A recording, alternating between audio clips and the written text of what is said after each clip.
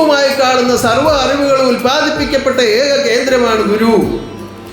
ആ ഗുരുവിനെ ആശ്രയിച്ച് ജീവിക്കുമ്പോൾ പിന്നെ യാതൊരു ഭയവും ഒന്നുകൊണ്ടും ആർക്കും ആവശ്യമില്ല, സംശയങ്ങൾ ആവശ്യമില്ല.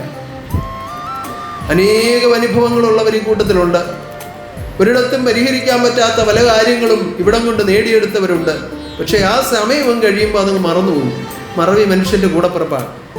പക്ഷേ നന്മകളാരും മറക്കാൻ പാടില്ല.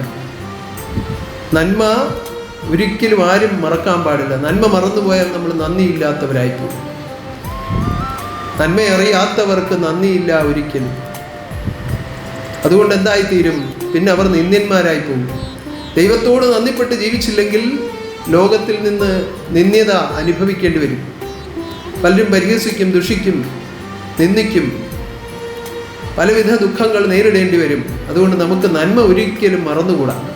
ദൈവം നമുക്ക് തന്ന അനേകം നന്മകൾ, അതിനകത്ത് എൻ്റെ കാര്യപ്രാപ്തി കൊണ്ടാണ്, അല്ലെങ്കിൽ എൻ്റെ ഇന്നാര് സഹായിച്ചതുകൊണ്ടാണ്, എൻ്റെ ഇന്നാര് വന്ന് ഇന്നാരായാലും സ്വന്തമായുള്ള കാര്യപ്രാപ്തി ആയാലും ഇതെല്ലാം ആരുടെ വകയാണെന്നൊന്ന് ചിന്തിച്ചാൽ, ഞാനായിട്ടൊന്നുമില്ലേ, എനിക്കായിട്ടൊന്നുമില്ലേ, ഭഗവാൻ